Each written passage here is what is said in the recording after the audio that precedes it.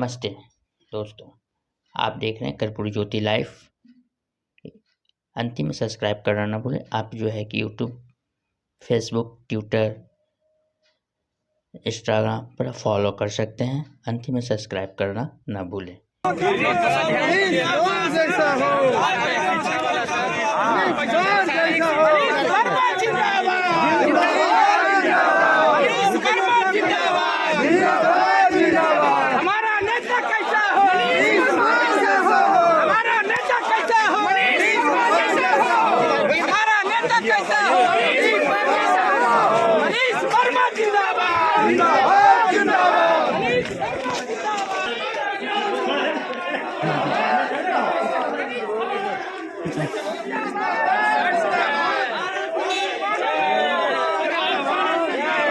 अग्निर्वर्चो ज्योतिर्वर्चः स्वाहा सूर्यो वर्चो ज्योतिर्वर्चः स्वाहा ज्योतिर्सूर्य सूर्यो ज्योतिर्स्वाहा।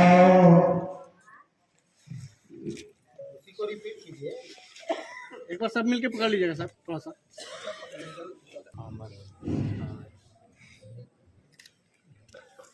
हाथ पकड़िए। आग भी बहुत जोर से जल रहा है।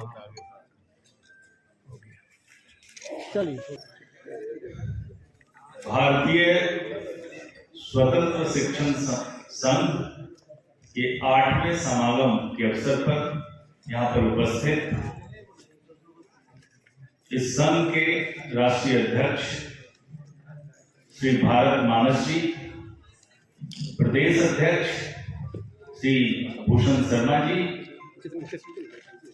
संस्थापक अध्यक्ष Aryavart Sahodaya CBSE doctor CB Singh ji, प्रदेश संयोजक श्री संतोष शर्मा जी, संरक्षिका इस संघ की संरक्षिका श्रीमती रेखा भारती जी, निदेशक कैम्ब्रिज स्कूल श्री अरविंद कुमार जी, जिला अध्यक्ष सह संरक्षक doctor Shiv Kumar Prasad Sinha ji, brilliant group एवं देवीलाल सर के डॉक्टर शशि भूषण जी, अध्यक्ष PSA श्री प्रमोद कुमार जी, जिला अध्यक्ष गया श्री बृहराज जी, सचिव गया श्री विनोद लाल मेहरवार जी, जिला अध्यक्ष सुपौल श्री कृष्ण कुमार झा जी, जिला CW एसोसिएशन श्री रंजीत कुमार जी, श्री अभिषेक कुमार जी जो प्रदेश अध्यक्ष हैं NUSS बिहार के जहानाबाद से हैं, श्री रंजीत कुमार जिला सचिव BSS, Shri Rajnath Jha APS association Muzaffarpur, Mohammad Zahid Anwar ji, Arvind Prasad ji, Ajay Kumar ji, Akhilesh ji, Vikas Kumar ji, Amit Kumar ji, Sanjay Kumar ji, Manorath Maharaj जी, शिवजी मिश्रा जी जो मेरे मित्र भी हैं, मेरे क्लासमेट भी रहे हैं, और यहाँ पर मंचासीन बिहार के कोने कोने से आए हुए सभी इस एसोसिएशन के सदस्यगण, सामने इतनी संख्या में बैठे, इतनी बड़ी संख्या में बैठे इस एसोसिएशन के सभी सदस्यगण,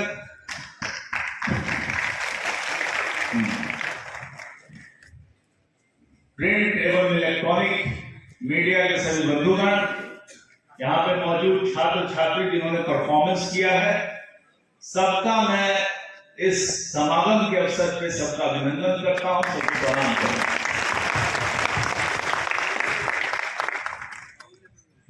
मुझे इस बात की बड़ी प्रसन्नता है कि आपके माध्यम से, इस संघ के माध्यम से मुझे आप सबके सामने कुछ बोलने का अवसर प्राप्त हुआ, आपके सामने मुखातिब होने का अवसर प्राप्त हुआ।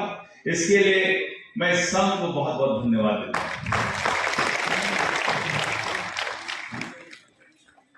हालांकि मेरी तबीयत जो है करीब 14 तारीख से खराब चल रही थी।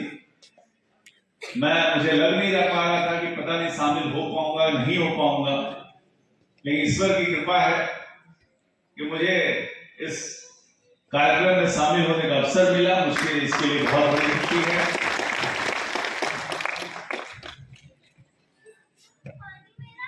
जब भारत मानस जी आए और पटना में मुझसे मिले, तो इन्होंने इस बात की चर्चा की कि हम लोग ये करने वाले हैं, आप आते तो अच्छा होता।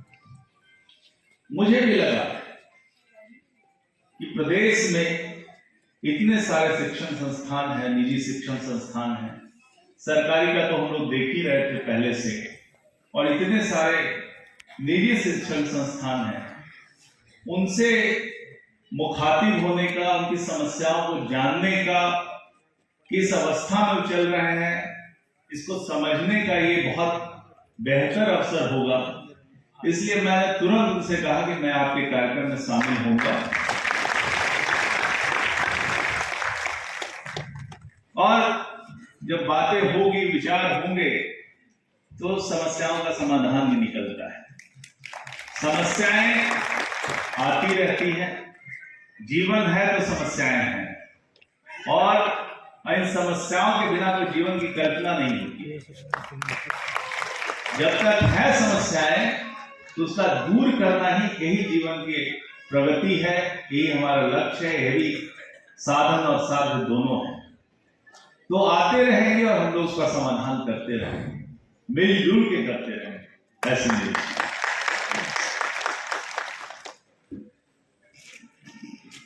देखिए, शिक्षा एक बहुत बड़ा विषय है,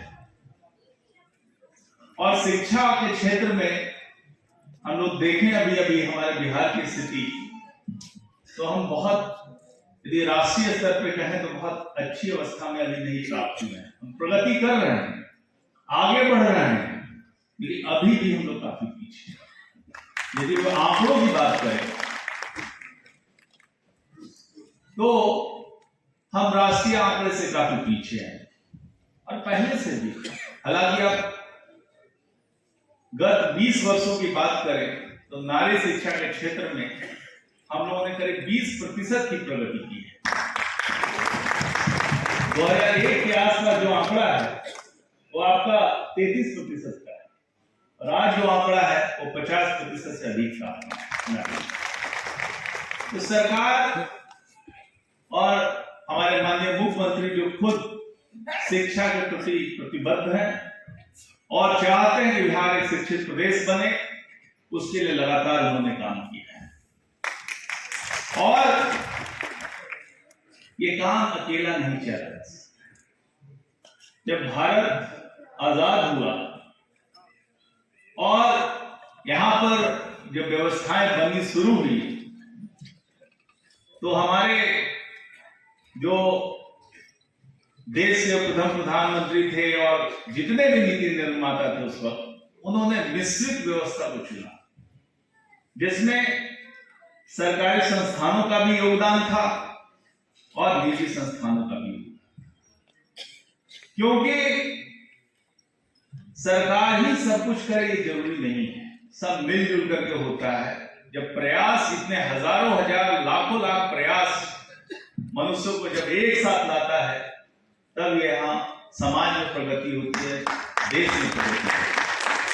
तो मिश्रित अर्थव्यवस्था का उन्होंने किया, और शिक्षण व्यवस्था की यदि बात करें तो शुरू से ही, प्रारंभ से ही शिक्षण व्यवस्था प्राइवेट संस्थानों के हाथ में, पहले सरकारी संस्थानों के हाथ में नहीं किया। और शिक्षा की बात करें तो शिक्षा तो बहुत अभी रीसेंट फिनोमेना है, बहुत रीसेंट फिनोमेना है कि हम सभी लोगों को शिक्षित करने का प्रयास कर रहे हैं। इतिहास को देखें हम, इतिहास में शिक्षा का प्रसार कुछ ही लोगों को कर रहा है, सामान्य तबकों तक शिक्षा का प्रसार नहीं था। शिक्षा कुछ ही लोगों के लिए, जो राजा के बेटे हुआ करते थे, राजा महाराजा के बेटे या फिर ऋषि मुनि के बेटे होते थे, वही लोग शिक्षा प्राप्त करते थे, वही लोग शिक्षण सामान्य जनता के पास शिक्षण का अवसर नहीं था। इवन भारत क्या कहें, पूरे विश्व में ही अवस्था थी। लेकिन जब से जो बौद्धिक क्रांति हुई, फ्रांस में ये क्रांति हुई, और जो फ्रांसीसी क्रांति कहते हैं, इसको आज के मॉडर्न अवस्था का बौद्धिक क्रांति भी कहते हैं, इसके बाद से ही शिक्षा का प्रसार जो है सब जगह पे होना शुरू हुआ। और वेस्ट कंट्रीज में देखेंगे कि मिशनरियों ने शिक्षा का काम संभाला, और यदि यूरोप की शिक्षण व्यवस्था की बात करें तो बहुत सारे देशों में शिक्षण का काम मिशनरी के द्वारा या प्राइवेट स्कूल के द्वारा ही अभी सरकार भी, यदि फिनलैंड की बात करें, अच्छे शिक्षण व्यवस्थाओं की बात करें, तो वहां भी प्राइवेट स्कूल या मिशनरी स्कूल की बड़ी भागीदारी है, और सरकार उनको ग्रांट देती है, वो पढ़ाते हैं, जो मानक तय करती है सरकार, उसके अनुसार शिक्षण होता है। और आप कहें कि विश्व में जो सबसे बेहतर शिक्षा व्यवस्था है वो फिनलैंड, जो स्कैंडिनेवियन कंट्रीज है, उनकी शिक्षण व्यवस्था को सबसे बेहतर माना है। और वहां पर कोई सरकारी नहीं है, सब प्राइवेट। तो शिक्षण व्यवस्था का काम ही जो शुरू हुआ वो प्राइवेट के हाथों से, और कई लोग जो है प्राइवेट उसको निजी ना कहें, बल्कि हम ये कहें कि शिक्षा दान का जो काम हुआ है वो एक तरह से ऐसा काम हुआ है कि इसमें समाज के कुछ लोग जो समाज को जागृत करना चाहते थे, आगे बढ़ाना चाहते थे, वो अपने दादा के नाम से, अपने पूर्वजों के नाम से स्कूल खोला करते थे, संगठन चलाया करते थे। और भारत में भी जो जितने भी बड़े, आप देखिएगा कि पुराने जो शिक्षा के बड़े बड़े इंस्टीट्यूशन हैं, वो सब इन जो संस्थान है उन्हीं के माध्यम से होता है। बड़ा बड़ा संस्थान, कॉलेजेस खोले गए, स्कूल खोले गए, तो फलना बाबू ये है उनके नाम से खोला गया। ये सब लोग सोसाइटी बना के चलाते थे, तो शिक्षा व्यवस्था ऐसे ही चलती। ये तो बहुत देर की बात है कि जब विश्व में ये महसूस किया गया, पूरे विश्व में, कि यदि आपको आर्थिक प्रगति करनी है, यदि आपको समाज को आगे बढ़ना है और देश को आगे बढ़ना है, तब हमको शिक्षित समाज को करना हो। ये जब अवधारणा आई, और ये अवधारणा इंडस्ट्रियल रेवोल्यूशन कहते हैं, उसके बाद आई। यदि हम वर्कर को अच्छे से शिक्षित करते हैं, हम लोगों को शिक्षित अच्छे से करते हैं, तो जो लोगों की प्रोडक्टिविटी है, जो उनकी उत्पादकता है, वो बढ़ती है। और यदि किसी देश को, किसी समाज को आगे बढ़ना है, तो उनको लोगों की उत्पादकता को बढ़ाना होगा। तो उसके लिए शिक्षा का प्रसार पूरे विश्व में सभी लोगों के पास पहुंचे, इसके लिए कार्य हुआ। नहीं तो गिने चुने लोग, कुछ ही लोग शिक्षा प्राप्त करते और कुछ ही लोग आगे बढ़ते थे, कुछ ही लोग बौद्धिक काम करते थे। और इस मामले में हम कहें कि हम गौरवान्वित हैं कि जिस स्थान से हम बोल रहे हैं, वह स्थान का महिमा कितनी बड़ी है। भारत के और विश्व के इतिहास में आप देखें तो जो जगह पे आप ये सम्मेलन कर रहे हैं, यह अद्भुत जगह है। ये ज्ञान की भूमि है, नालंदा ज्ञान की भूमि है, नालंदा ज्ञान देने वाली जगह। तो आप यहाँ बैठे हो, खुद ही ज्ञान देने वाली जगह है। और यहां से जो ज्ञान का प्रकाश फैला है, पूरे विश्व में फैला है। भारत ऐसे ही विश्वगुरु नहीं कहलाया। भारत को विश्वगुरु बनाने के लिए इस धरती का बहुत बड़ा योगदान है। यहां पर ही ऐसे जो विदेशों से, कई देशों से, चाइना से, जापान से, थाईलैंड से, मलाया से, सुमात्रा से लोग आकर के यहाँ पर श्रीलंका से पढ़ते थे, और यहाँ से ज्ञान प्राप्त करके वो यहाँ के अम्बेसडर बन के जाया करते थे। और यहाँ से जो ज्ञान का प्रकाश चारों तरफ फैला है, उसी कारण तो भारत विश्वगुरु कहलाया है। तो ये धरती ज्ञान की है, और आज हम चर्चा जो कर रहे हैं, ज्ञान की बात, शिक्षा की बात, उस धरती पे कर रहे हैं। कितने गौरव की बात हो रही है। और आपने ये कॉन्फ्रेंस यहाँ पे किया, ये समागम यहाँ पे किया, इसके लिए मैं आपको बहुत बहुत धन्यवाद देता हूँ। और खास करके मैं खुद मेरा गांव यही पास में पड़ता है, बहुत 5-6 मिनट की दूरी पे है मेरा गांव। मुश्किल से 10 से 10 मिनट में हम लोग पहुंच जाते हैं गांव में। तो पास में मुझे राजगीर देखने का अवसर मिला है और मेरी पढ़ाई जो है वो बिहार शरीफ में हुई। और मैं अपने विषय में थोड़ी बात कह देना चाहता हूं कि यहाँ पे जब मेरा परिचय दिया जा रहा है, हालांकि बड़ा विशिष्ट परिचय दिया गया, मैं उसके लायक नहीं हूं। जितनी बड़ी बातें कही गई है, ठीक है, हमने काम किया है, हमने पढ़ाई की है, बहुत लोगों ने पढ़ाई की, लेकिन उस परिचय में कुछ छूट गया है जिसको मैं अपना आपके समक्ष रखना चाहूंगा। कि जब मैं शुरू में पढ़ाई करता था तो बचपन हमको शुरू में एक सरकारी विद्यालय में, बैगनाबाद के सरकारी विद्यालय में हमको जाने का अवसर प्राप्त हुआ और कौआ और घड़ा की कहानी वहीं से सीखी। और वो था, वहां पर छप्पर का घर था, नीचे में मिट्टी टाइप का बना हुआ था। हम लोग बोरा लेके जाते थे, बोरा पर बैठते थे, मास्टर साहब पढ़ाते थे और उसके बाद वहां से हम लोग यदि बारिश होती थी तो बोरा ओढ़ के भी आ जाते थे। यही चलता। लेकिन उसके बाद जो मैं आपके साथ जुड़ाव अनुभव कर रहा हूं कि पहली कक्षा से चौथी कक्षा तक मैं बिहार शरीफ के अजंता इंग्लिश एकेडमी से पढ़ा, जो आप ही तरह का एक छोटा स्कूल हुआ करता था जिसमें 50-60 बच्चे पढ़ते थे। तो पहला 4 साल मैं खुद निजी शिक्षण संस्थान में पढ़ा। आप बताइए कि खुद स्कूल में पढ़ करके और आपके कार्यक्रम में ना आता तो मुझे कैसा फील। तो और उसके बाद भी जब मैं फिर से दोबारा नालंदा जूनियर एकेडमी धनेश्वर घाट का हुआ करता था, आदर्श विद्यालय से पहले आधा 7वां की पढ़ाई वहां से की, तो वो भी आप ही तरह का स्कूल था जिसमें 8वीं तक की पढ़ाई।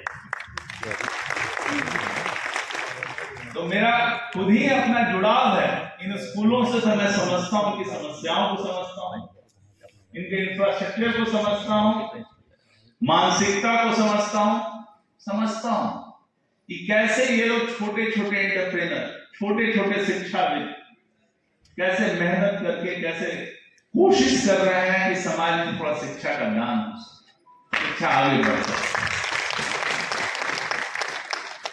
और उनकी समस्याएं हैं, ऐसा नहीं कि सरकार ने जब से शिक्षा का सरकारीकरण किया, जब शिक्षा का सरकारीकरण कुछ दशक पहले बिहार में हुआ और सभी स्कूल जो है वो फिर से सरकारी विद्यालय में कन्वर्ट किए गए, एक दौर था हुआ। और उस समय लेकिन फिर देखिए कि जब रुझान रहता है, देखिए ये हमेशा कंपटीशन है। मैं तो ये मानता हूं सरकारी विद्यालय और आप में एक है, और दोनों एक दूसरे का पूरक भी है, एक प्रतिस्पर्धी भी है और पूरक भी है। दोनों में कंपटीशन है कि भाई कौन ज्यादा। यदि हम सरकार की तरफ से यदि बात करें तो सरकार चाहेगी कि उनकी शिक्षा की गुणवत्ता अच्छी है, लेकिन ऐसी भी बात है कि आप भी चाहेंगे कि आपकी गुणवत्ता अच्छी है। यदि मैं किसी आप जैसा कोई एंटरप्रेन्योर होता, आप जैसा कोई शिक्षाविद होता, तो बच्चों को अट्रैक्ट करने के लिए सिर्फ एक माध्यमिक चीज है, वो है शिक्षा की गुणवत्ता। यदि आपने शिक्षा की गुणवत्ता बरकरार रखी तो समाज में एक मैसेज आता है कि इस स्कूल में, फलना स्कूल में बहुत अच्छी पढ़ाई होती है, और लोग विवश हो जाते हैं अपने बच्चों को वहां भेजने के लिए। तो इसलिए यदि आपको कंपीट करना है, आपको अच्छा करना है, तो गुणवत्ता को बरकरार रखना। कितना भी कोई सरकारी तंत्र आ जाए, यदि गुणवत्ता अच्छी हो तो वहां पर बच्चे आएंगे। तो कमान हमारे हाथ में कि कैसे हम शिक्षा की गुणवत्ता बढ़ाएं। तो बात जब घूम फिर करके आती है कि शिक्षा की गुणवत्ता कैसे बढ़ाएं, तो वही शिक्षा का मतलब हम उसको समझना होगा कि शिक्षा का मतलब क्या है, क्यों हम शिक्षित होना चाहते हैं, क्यों हम अपने बच्चों को शिक्षा प्रदान करना चाहते हैं, क्या इसका उद्देश्य। शिक्षा का उद्देश्य मात्र एक है कि यदि ईश्वर ने किसी मनुष्य को बनाया, किसी बच्चे को जन्म दिया है, तो उसमें निहित जितना भी उसमें टैलेंट है, उसमें जो भी भगवान ने उसको दिया है, शिक्षा वो अवसर प्रदान करती है कि उसमें सारे टैलेंट को कैसे प्रस्फुटित करके समाज के सामने ले आ पाए, इसके लिए शिक्षा को मैकाले व्यवस्था नहीं है। मैकाले ने यहाँ पे जो शिक्षा की व्यवस्था लागू की, वो तो क्लर्क बनाने का उन्होंने सिस्टम लागू किया, शिक्षा उसके लिए नहीं। और भारत आज पिछड़ा है, तो इसका कारण है कि मैकाले व्यवस्था को हम लोग अंशतः लागू कर रहे हैं। शिक्षा में ज्ञान की प्राप्ति होनी चाहिए, कोई सिलेबस खाली कंप्लीट कर ले उससे नहीं होता। जब तक आप बच्चे में ज्ञान के प्रति पिपासा, जागरूकता जगा नहीं पाते हैं, तो शिक्षा कंप्लीट नहीं होती। शिक्षा जो है एक सर्च है, एक खोज है कि व्यक्ति जो है ज्ञान की तलाश में आदमी घूमता है और खुद इस दुनिया में जितना भी ज्ञान का साधन है, स्रोत है, उससे प्राप्त करके एक इन्फ्लुएंस निकालता है और एक जो विश्व का है एक चित्र बनाता है अपने मस्तिष्क में कि कैसे हमको विश्व में आगे बढ़ना है, आगे चलना है। तो ये जो क्षमता जो डेवलप होनी है बच्चों में, हमारे लोगों में, इसकी आवश्यकता है, उसके लिए हम तैयार हैं। आज देखिए भारत पिछड़ रहा है, कहते हैं ना कि भारत, हम आगे बढ़ रहे हैं, लेकिन अभी भी देखिए भारत की स्थिति, तो पर कैपिटल जीडीपी में कहेंगे तो हम लोग बहुत पीछे हैं। हम लोग डेवलपिंग कंट्रीज के रूप में, we are not developed country. हम लोग चाहते हैं कि डेवलप कंट्री बने, तो कल से डेवलप कंट्री बन सकते हैं जब व्यक्ति की उत्पादकता, किसी व्यक्ति की उत्पादकता है, प्रोडक्टिविटी ऑफ ए पर्सन, वो यदि काफी हाई होता है। एक व्यक्ति मान ले कि कुछ उत्पादन करता है और सर्टेन उत्पादन करता है, तो उसका उतना ही उसको वैल्यू मिलता है। मान लें कि बहुत कम वैल्यू का उत्पादन करता है, लेकिन वही व्यक्ति यदि शिक्षित हो जाए, तो शिक्षित हो जाए तो उसकी उत्पादन क्षमता बढ़ जाती है, वो अधिक प्रोडक्टिव हो जाता है। तो भारत को यदि आगे बढ़ना है, तो यहाँ के लोगों को शिक्षित करना अत्यंत आवश्यक है कि ताकि उनकी प्रोडक्टिविटी बढ़े। विकास ऐसे रोड, सड़क और इस सब का नहीं होता है, विकास मनुष्य का होता है। आप समझ लीजिए कि आप सोचिएगा कि बहुत डेवलप हो गए, रोड बन गया, बिजली आ गई और सब डेवलप हो गया, ऐसे डेवलपमेंट नहीं होता है। जब तक लोग डेवलप नहीं, जब तक लोग की मानसिकता डेवलप ना हो, उनका क्षमता डेवलप ना हो, तो कोई डेवलपमेंट का मतलब नहीं। लोगों का डेवलपमेंट, आज कोई व्यक्ति 5,000 रुपया कमाता है, आज एक साल बाद यदि कोई कोर्स कर ले, कुछ ऐसा कर ले तो 20,000 रुपया कमाता, उसमें ग्रोथ कितना परसेंट ग्रोथ? तो डेवलपमेंट लोगों का होता है, उनकी मानसिकता का होता है, किस तरह से हम आगे बढ़े, किस तरह से हम अपनी क्षमताओं को आगे बढ़ाएं। तो ये जो व्यवस्था है, इसके लिए गुणवत्ता लानी जरूरी है। और हम लोग के पास जो है इतना 140 करोड़ की जनता है, और बिहार के पास खास करके आप देखिए 13 करोड़ हमारी आबादी है, जिसमें युवाओं की आबादी 58% की तरह, 58% हमारे युवा। और यदि यही कहते हैं कि यदि ये, इसको कहते हैं डेमोग्राफिक डिविडेंड, कि यंग पॉपुलेशन होता है तो प्रोडक्टिव पॉपुलेशन होता है। यदि हम इस युवा आबादी को शिक्षित करें, बढ़िया से अच्छी गुणवत्ता की शिक्षा उनको दें, ये जो प्रोडक्टिव आबादी होगी, ये बिहार को आगे ले जाएगी, ये देश को आगे ले जाएगी।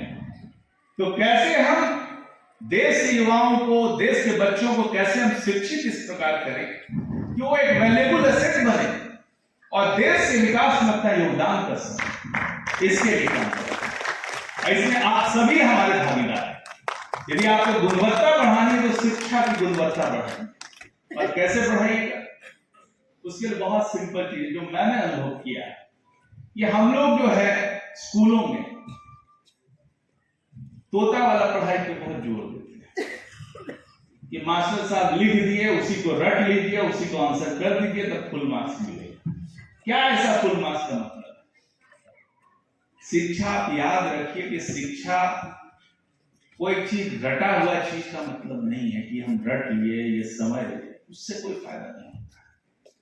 शिक्षा तभी बढ़िया है जो मनुष्यों के, लोगों के सोचने की क्षमता, तर्क करने की क्षमता वो डेवलप कर सके, खुद से अपना क्रिएटिव कर सके, कुछ नया चीज कर सके। वो यदि किसी में डेवलप होता है, कोई पेंटर बनता है, कोई साहित्यकार बनता है, कोई अच्छी कविताएं लिखता है, कोई अच्छा रिसर्च करता है, नई चीजें क्रिएट करने की जो क्षमता होती है, यदि वो डेवलप उसमें करते हैं, तब उस मनुष्य में एडिशन होता है। आप कोई फैक्ट्स लिखा हुआ है, इंटरनेट में अवेलेबल है, सब जगह किताबों में अवेलेबल है, सब जगह फैक्ट्स अवेलेबल है। एक मिनिमम फैक्ट्स जानना चाहिए, लेकिन फैक्ट्स से नहीं होता है, गुणवत्ता नहीं बढ़ती जब तक आप उसके ब्रेन को, उसके माइंड को आप डेवलप ना कर सके, किस तरह से वो आगे बढ़े, किस तरह से वो बच्चा जो है स्थिति को समझ सके। आज होता क्या है, सरकार है, सब हम लोग करते क्या है, सामने में तरह तरह की समस्याएं आती हैं, और जो उन समस्याओं को बेहतर तरीके से सॉल्व कर पाता है उसको मार्केट भी रिवॉर्ड करता है, उसको सब लोग रिवॉर्ड करता है, सब लोग पहचानते हैं। आज देखिए कोई कंपनी बहुत अच्छा कर रही है, आप एप्पल कंपनी का नाम लेता हूं, $300 ट्रिलियन जो भारत का पूरा जीडीपी है उसका एक साल का है, उसका एक साल, वो इतना वर्थ है, $300 ट्रिलियन, इतना उसका नेटवर्थ है। तो इस तरह का जो GDP, sorry billion dollar, trillion नहीं है, बिलियन डॉलर है, तो इतना बड़ा वो नेटवर्थ है, वो उतना बड़ा जो भारत का जीडीपी है उसके बराबर। तो इस हिसाब से यदि हम कहें कि एक कंपनी का वैल्यू इतना हो सकता है कि क्रिएटिव कंपनी, तो हम अपने बच्चों को कैसे क्रिएटिव बना सकते, कैसे तर्कशील बना सकते। सिर्फ तोता वाला पढ़ाई ना कि तोता पढ़ करके तोता बनेगा, मनुष्य नहीं बनेगा, तोता हमको प्रोड्यूस नहीं करना। भारत को आगे बढ़ाना है, बिहार को आगे बढ़ाना है, ताकि चिंताशील विचारवान मनुष्यों का निर्माण करना होगा, चरित्र का निर्माण करना होगा, क्योंकि सिर्फ बुद्धि और तर्क नहीं इंपॉर्टेंट है, उसके साथ साथ समाज में वैल्यूज का इंपॉर्टेंस है। आज देखिए जो कहते हैं आईक्यू इंपॉर्टेंट है, आईक्यू इतना इंपॉर्टेंट नहीं है जितना ईक्यू इंपॉर्टेंट है। ईक्यू मतलब इमोशनल इंटेलिजेंस। इमोशनल इंटेलिजेंस क्या है कि कोई भी परिस्थिति में यदि हम गिर जाएं, गिर के कैसे उठते हैं, कोई हमको कोई बात कहे तब हम कैसे उसका झेलते हैं। समाज में देखिए तरह तरह के लोग तरह तरह की बातें करते हैं, आपको डिमोरलाइज करते हैं, उस परिस्थिति में कैसे आप ऊपर उठते हैं।